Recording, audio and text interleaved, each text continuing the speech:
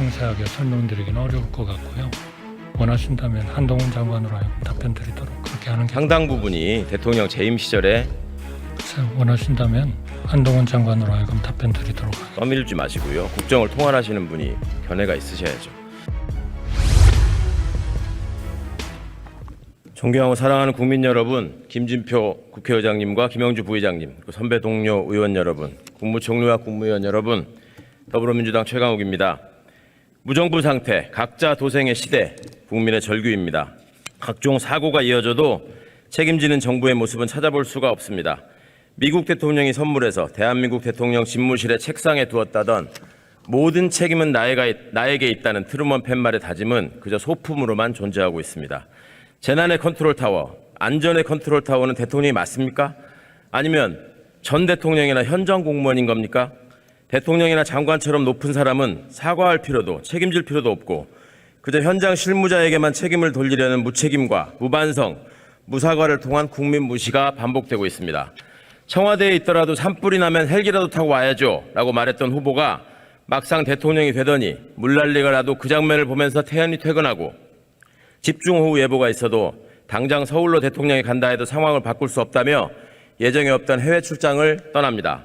그러니 여당 출신 도지사마저 침수된 오송 지하차도의 참사 앞에 그 언행을 외우듯이 따라했습니다. 급기야 수해복구 현장에서 윗사람들의 무리한 지시로 안타깝게 숨져간 해병대 최상병 사건에서도 대통령이 나서서 사단장 책임을 물으면 안 된다며 국방장관을 질타했다는 보도까지 이어지고 있습니다. 실제 전쟁이 나면 과연 대한민국 군대를 믿을 수 있겠느냐고 참모들에게 털어놓았다던 진심의 맥락은 대체 어디서부터 어디까지인 것입니까? 장병의 생명과 안전은 안중에 없고 그저 전쟁 불사만이 군통 수권자의 의식을 지배하는 것입니까? 국민의 생명과 안전을 지켜야 하는 헌법적 책무를 지키지 못하는 정부는 도대체 무엇을 위해 존재하는 것입니까? 위기 상황에서 정부의 존재 의의가 있는 것인데 이 정부는 정부가 존재할 이유를 증명하지 못했다고 비판했던 당사자가 이제 대통령이 되었습니다. 윤석열 정부는 도대체 무엇을 위해 집권한 것입니까? 국민은 이렇게 무시당하고 국격은 한없이 추락하고 있습니다. 미국 언론하고 인터뷰하면서 100년 전 역사로 인해 일본이 사과하기 위해 무릎을 꿇어야 한다는 인식을 받아들일 수 없다고 하더니 방송에 출연해서는 국가 간의 도청이 금지되어 있다고 생각하지 않는다고 답해서 친구가 친구를 감시하냐고 물었던 앵커의 말문이 막히게 만들었습니다. 그러면서도 일본 오염수 방류에 대해서는 단 한마디 언급이 없습니다. 이런 발상이 대통령이 국무위원들에게 말하는 인류 국가로 만들기 위한 체인지 띵킹에 해당하는 것입니까? 윤석열 정부는 역사의 수레바퀴를 거꾸로 돌리고만 있습니다. 민주주의가 역행하고 법치주의가 무너지며 민생경제가 추락하고 외교안보는 냉전 시대로 회귀하더니 급기야 역사마저 퇴행시키려 하고 있습니다. 국민이 뽑은 관리인에 불과한 고작 5년짜리 정권이 겁도 없이 최소 30년 이상 방류한다는 후쿠시마 오염수를 염려하는 국민들을 가리켜 싸워야 하는 세력이라며 겁박하고 윤석열 씨가 한 말입니다. 윤석열 후보가 한 말입니다. 홍범도 장군을 비롯한 자랑스러운 순국선의 독립운동 역사마저 왜곡하고 지우려는 반민족적인 행위마저 서슴지 않고 있습니다. 메카시즘을 떠올리게 하는 권위주의 군사독재 시대와 냉전 시대로의 퇴행도 모자라 이제 일제강점기로까지 퇴행하는 것이 아닌지 걱정입니다. 대체 경제는 어떻게 할 생각입니까? 지금 전 세계적으로 고금리 정책을 쓰고 있는 마당에 생긴 문제들이기 때문에 이거를 근본적으로 어떻게 대처할 방도가 없다고 당당히 말하던 출근길에 생각이 이어지기 때문에 이렇게 모든 경제 지표가 악화되며 곳곳에서 구멍이 나도 손 놓고 있는 것입니까? 힘든 국민들을 어떻게든 갈라놓으려는 시도는 뭐 때문에 언제까지 멈추지 않을 생각입니까? 이권 카르텔을 혁파하겠다며 헌법의 정신을 무시한 채 노조 카르텔, 사교육 카르텔, R&D 카르텔, 건설 카르텔 등 수많은 싸움과 분열을 만들어내고도 대장동 50억 클럽의 주역인 검찰, 법조, 언론 카르텔에는 침묵합니다. 내 장모가 누구한테 10원 한 장 피해준 적이 없다더니 장모가 구속되고 처남이 기소되어도 사과 한마디 없습니다. 이 정부들은 가장 강력한 힘을 발휘한다고 많은 이들이 지적하는 또 하나의 카르텔, 처가 카르텔에 대하여는 왜 이런 방구도 없는 것입니까? 이렇듯 처참하게 퇴행하는 역사와 정의 그리고 민주주의와 법치주의에 대한 정부의 견해를 묻고자 합니다. 총리님 나와주십시오.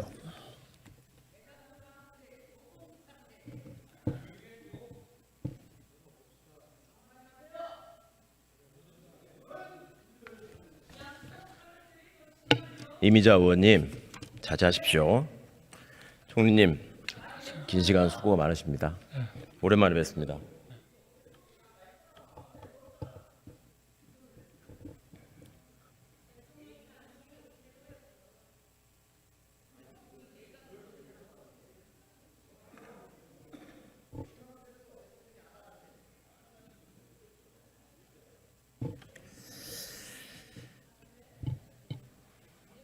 총리님, 참여정부에서 두 번째 총리를 지내고 계시는데 되게 행복하고 보람 있다고 느끼십니까? 네, 어려운 상황이지만 국가를 위해서 기여하고 있다고 생각합니다. 그래요. 잼버리 그 어려운 현장에서 화장실 청소까지 하시던 장면이 인상 깊게 남아 있는데 국민들께서 저에게 꼭 여쭤보라는 총리께 여쭤보라는 질문이 하나 있습니다. 당시에 그 하버드를 나왔다고 얘기를 하셨는데 스카우트 대원에게 어느 나라에서 온 스카우트 대원이었습니까? 예, 그거는 정말 너무 잘못 전달이 된 건데요. 제가 거기에 현장 점검을 가가지고 거기에 돌아다니는 우리 스카우트 대원들하고는 중간중간에 계속 대화를 했습니다. 그런데 그중에 어느 나라에서 온 스카우트 대원이었나요? 이 샤츠에다가 하버드라는 그 샤츠를 입고 있어요. 그래서 제가 반가워서 반가워서 너 하버드 나왔냐? 나도 거기 나왔고 동창이구나.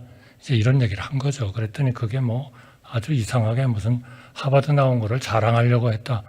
뭐 자랑하려고 하면 걔한테 자랑을 하겠습니까?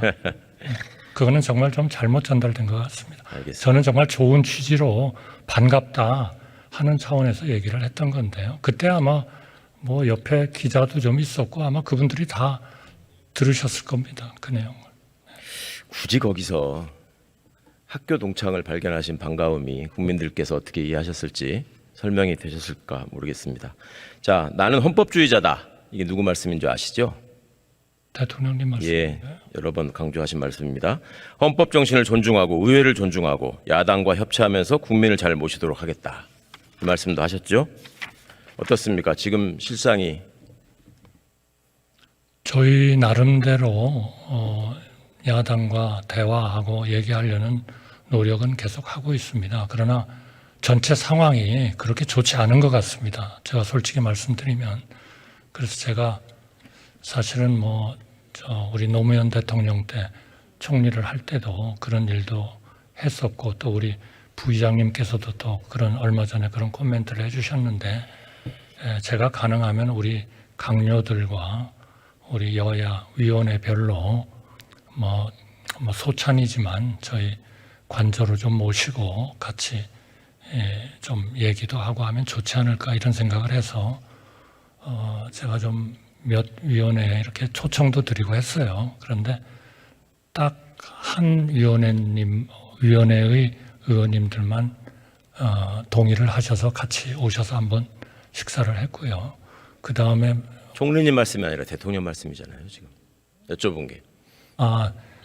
대통령께서 하시는 그런 이런 어떤 조치들도 우리 국회의장단들하고도 만나시고 그런 일들은 계속 하고 계시죠. 그러나 좀 더 우리 의원님께서 원하시는 그런 차원의 좀 진정한 그런 좀 모임이라 할까 이런 거를 갖기가 참 어려운 것 같습니다. 저도 그런 거를 겪고 있는데 우리 대통령님도 아마 비슷한 그런 거 아닐까 그런 생각이 좀 드네요. 야당과 협치한다고 말씀하시는 게 국회의장 만나는 거다 이렇게 답을 하시네요. 그러니까, 대한민국 헌법 제1조 1항 총리님 기억하시죠? 네. 말씀해 주십시오. 대한민국의 어떤 모든 주권이라 헌법 1조 1항. 이것은 국민으로부터 나온다는 거죠. 그건 1조 2항이고요. 1조 1항. 1조 1항은 글쎄요.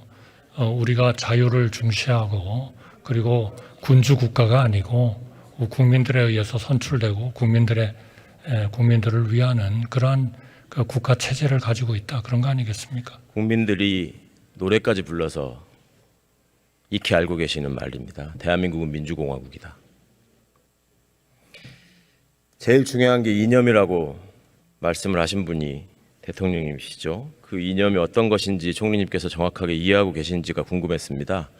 민주공화국이라는 말에는 민주주의가 포함되고 또 공화국이라는 말에 공화주의가 포함되고 또 늘 강조하시는 자유민주주의 자유주의가 있죠. 이게 다 같은 말인가요? 어떻게 생각하세요? 저는 거의 같다 이렇게 생각합니다. 공화라는 거는 서로를 위하는 거고 어느 일방만을 위하는 그런 체제는 아니라고 보는 거죠. 여기에 자유주의에는 사상의 자유, 사회적 자유 이런 게 다 포함된다는 건 알고 계시죠?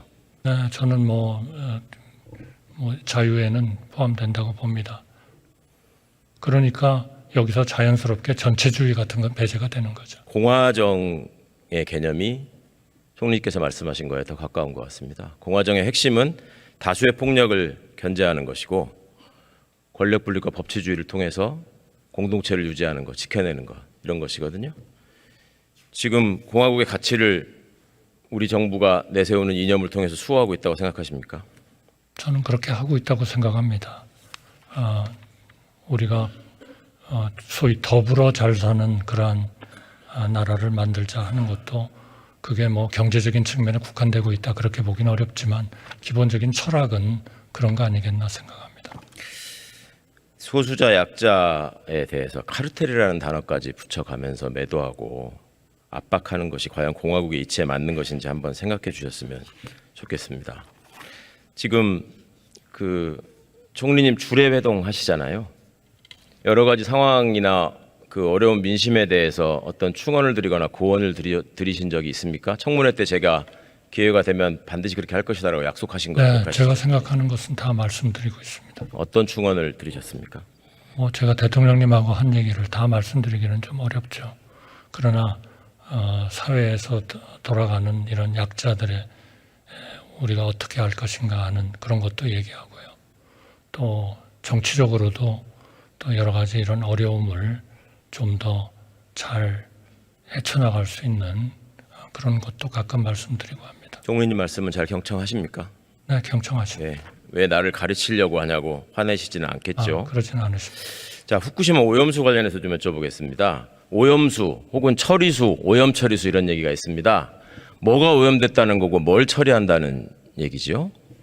의원님께서 다 아시는 사항인데 네. 저한테 여쭤보니까 제가 또 말씀을 드리겠습니다. 핵심적으로 방사능이 오염이라는 오염됐다는 거는 기본적으로 당초에 1, 2, 3호 후쿠시마에 있는 원전에 있는 원자로에서 쓰이는 연료가 있습니다. 그 연료가 말하자면 쓰나미에 의해서 냉각시키는 장치가 마비됨으로써 그것이 고온으로 올라가면서 녹아가지고 폭발해버린 겁니다. 폭발해서 방사능이 그래서 유출되는 거죠. 그때부터 거기에 들어오는 지하수 또 이제 뭐 글쎄요 냉각수라고 불러야 할지 모르겠습니다만은 그런 냉각수도 좀 들어오고 있고 또 지하수 이런 것들이 바로 그런 폭발한 그런 그 연료들하고 작용을 해가지고 나오는 것이 방사능을 포함한 그러한 오염수가 됩니다. 방류하는 것은 이제 그거를 과학적으로 처리를 해서 내보내겠다는 것이죠. 그렇죠. 역시 스마트한 분이라서 정확하게 알고 계시네요. 근데 말입니다. 대한민국 정치인 중에 후쿠시마 원전이 폭발한 게 아니다. 원전 자체가 붕괴된 게 아니고 그러니 방사능 유출은 기본적으로 안 됐다. 이렇게 주장한 분이 있었거든요. 어떻게 생각하십니까? 방사능 유출이 안 됐다면 지금 거기에 막 들어가서 사람들이 폐로 작업을 하겠죠. 지금 우리 대통령께서 후보 시절에 이 말씀을 하셔가지고 큰 문제가 된 적이 있습니다. 이런 인식 때문에 후쿠시마 오염수를 그렇게 우습게 생각하시는 거 아닌가 걱정하는 겁니다. 그때는 아마 폭발을 해서 2,300명인가가 죽었다 하는 그런 얘기에 대한 반론 아니셨나 싶습니다. 화면을 보십시오. 정확한 워딩을 제가 보여드렸습니다. 자, 국무위원은 모두 정무직 정치인이다. 싸우라고 그 자리에 있는 것이다. 이 말씀 지금 앞에서도 언급하셨는데 국무위원이 전부 다 정무직 정치인입니까? 저는 이 정부의 정책을 또는 법안을 예산을 통과시켜서 제대로 된 국정을 하기 위해서 우리 의원님들한테 열심히 설명하고 경우에 따라서는 뭐 선의의 논쟁도 하고 뭐 그렇게 해야 된다 하는 것을 의미하지 않으셨나 싶습니다. 국무위원은 정무직 공무원입니까? 정무직 정치인입니까? 글쎄요, 뭐 둘 다로도 해석될 수 있지 않을까 싶습니다만 공무원의 정치적 중립은 우리 법에 의해서 엄격하게 부과되는 의무죠. 명확히 헌법주의자인 대통령께서는 이거 정확히 알고 계십니다. 국무위원은 정무직 공무원입니다. 거기다 대고 정무직 정치인이라고 하시면서 싸우라고 하시면 그게 일방적인 정치적 주장을 편들어서 갈등을 촉발시키고 물러서지 마라 이런 말씀으로 들리지 않겠습니까? 일본은 보편적 가치를 공유하고 공동의 이익을 추구하는 파트너라고 말씀하신 분이 야당은 맞서 싸워야 할 세력이다. 이렇게 국무위원한테 정무직 정치인이라고 말씀하시면 어떡합니까? 설득을 열심히 하라는 그런 의도라고 저는 이해합니다. 정무직 정치인이 열심히 하는 건가요? 열심히 정치인과 설득해야죠. 공무원의 차이, 정치적 중립의 차이, 이거를 염두에 두시라는 말씀입니다. 잘 아시면서 왜 그러십니까? 자, 이번 정부 들어 사면이 또 여러 가지 무리를 빚고 있는데요. 과거 검사 윤석열이 이끌어낸 유죄 판결을 대통령 윤석열이 없애주는 데 활용되고 있다. 이런 비판이 있는 거 알고 계시죠? 네, 그건 제가 상세하게 설명드리기는 어려울 것 같고요.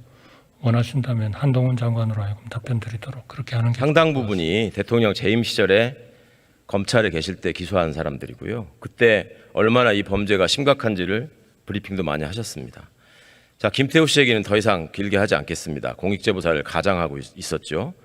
정용선이라는 분이 있습니다. MB정부 댓글 조작 사건에 가담을 했는데 갑자기 상고를 취하더니 2개월 만에 사면을 받고 출마한다고 합니다. 이게 정상입니까? 공정한 사면권 행사라고 생각하십니까? 글쎄요, 원하신다면 한동훈 장관으로 하여금 답변드리도록 하겠습니다. 떠밀지 마시고요. 국정을 통할하시는 분이 견해가 있으셔야죠. 새만금 SOC 회사는 국토부 요청안의 4분의 3 넘게 대폭 삭감이 됐습니다. 총리께서는 이게 잼버리 사태와는 아무 상관없다 이렇게 말씀하셨는데 맞습니까? 전혀 상관없습니다. 그런데 29일 날 국토부 보도자료가 배포됐는데요. 잼버리 행사 이후에 새만금 SOC 사업에 대한 문제 제기가 있어서 자체 점검을 하겠다. 이게 상관이 없다는 말입니까? 그런 얘기는 저는 국토부가 했다고 생각하지 않고요. 국토부가 보낸 하나의 자료에는 그동안 새만금 개발에 대한 다방면의 지원으로 일부 성과가 있었지만은 그동안의 총사업비라든지 사업계획 또 집행 부진 이런 것 때문에 여러 가지 문제가 있었다. 그래서 내년도 예산은 사업별로 진행 상황이라든지 연차 소요 등을 감안한 소요를 반영을 하고 내년 상반기까지 새만금 인프라에 대한 적정성 연구 용역을 추진하고 2025년 목표로 최근 투자 여건을 반영해서 새만금 기본 계획을 개정할 예정이다. 이렇게 발표를 했습니다. 이것은 제가 국토부 장관과 그 관련되는 강요에게 지시를 한 것에 대한 하나의 그 입장이라고 생각하고요. 다만 현재 입주돼 있는 기업이나 또 추가적으로 투자해야 되는 민간 투자 유치를 위해서 꼭 필요한 사업은 기본계획 수립 이전이라도 집중 지원하는 그런 그 계획을 또 조치를 하겠다 하는 것이 지금 정부의 입장입니다. 전혀 새만금하고는 관련 없습니다. 새만금은 저희는 기본적으로 초기에 조금 어려움이 있었습니다만 정말 온 국민이 다 나서서 현저하게 개선을 했고 그리고 또 태풍이라는 생각보다 좀 더 심했던 그런 상황에 대비해서 4만 3천 명을 1,400대의 버스로 이전시키는 그러한 작업을 했습니다. 많은 외국의 대사들이 또 왔었던 그 리더나 스카우트 대원들이 정말 한국 국민들의 친절에 대해서 감사한다. 그렇게 얘기를 했고요. 또 정말 높이 평가했습니다. 그러나 그럼에도 불구하고 이런 문제가 왜 초기에는 그렇게 됐었는지에 대해서 감사원으로 하여금 엄격하게 좀 조사를 해서 앞으로 이런 일들이 다시는 없도록 또 우리가 거기로부터 얻어야 할 하나의 그런 교훈은 뭔지 또 성찰은 무엇을 우리가 확실히 해야 되는지를 좀 확실하게 하겠다 하는 것입니다. 기재부에서 예산 편성을 위한 3차 협의가 있을 때까지 아무런 얘기가 없고 예산이 다 멀쩡하게 통과됐는데 잼버리 이후에 깎였다고 하는 점 분명히 확인하고 시정해 주시기 바랍니다. 자, 그러면 이제 전 정부 때문에 새만금 준비가 제대로 안 됐다 이런 말씀 더 이상 안 하시겠네요? 저는 지금 그 조사가 뭔가 좀 이루어져서 우리가 상식적으로 알 수 있을 정도의 그런 결과가 나오기 전에는 저는 그런 이야기를 당분간 좀 자제하고 싶습니다. 전 정권이 한 걸 뒤집지 않는다, 전 정권 탓을 하고 있지 않는다라고 말씀하시는데 작년 8월 달에 대통령께서 더 이상 전 정권 잘못이라는 핑계는 통하지 않는다라고 말씀하셨음에도 불구하고 지금 화면에서 보시는 것처럼 수시로 전 정부 탓을 하고 있는 게 이 정부의 모습이라는 거 성찰해 보시라는 거 마지막으로 말씀드립니다. 돌아가십시오.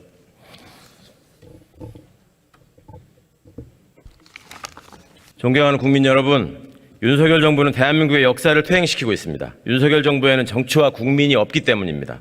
무조건 상대를 제압하려는 독선이 정치를 밀어내고 국민을 위한 정치가 아닌 권력 중심의 독주만이 남았습니다. 야당의 법안이라면 국회의장의 협의 요청에도 반대로만 일관하고 법안이 통과되면 거부권 행사로 국회 입법을 무력화시킵니다. 여당은 이미 대통령실의 앵무새와 거수기로 전락한 지 오래됐습니다. 여소야대 국면을 핑계 삼아 이미 통과된 법률은 시행령 통치로 우회하려고 합니다. 법무부 장관은 헌법재판소의 결정에도 대법원의 판결에도 불복하며 헌법 정신을 훼손합니다. 법기술자 출신 대통령과 장관이 어떻게 법치주의를 오용하고 삼권 분립을 유린하고 있는지 여실히 보여주는 사례입니다. 대통령은 국민과 소통하지 않습니다. 국가의 중대한 정책 결정에 대해 국민에게 이런 방구의 설명도 없이 거꾸로 달리기만 할 뿐입니다. 보수 언론조차 윤석열 정부의 국정 운영은 설명, 공감, 사과, 책임이 없는 사무 스타일이라고 일갈하는 것도 무리는 아닙니다. 지지율이 1%까지 떨어지더라도 할 건 하겠다는 대통령의 발언은 거꾸로 말하면 주권자인 국민과 맞서 싸우는 것도 서슴지 않겠다는 다짐입니다. 대통령은 정부의 요직을 검찰 출신으로 채웠습니다. 수사 실무자부터 대통령까지 검찰 수직 계열을 완성시킨 정부는 야단 탄압 일변도로 국정에 임하고 있습니다. 법무부 장관이 국회에 출석해 매우 정파적인 표현을 남발하며 피의 사실을 공표하는 일은 윤석열 정부에서 일상적인 풍경이 됐습니다.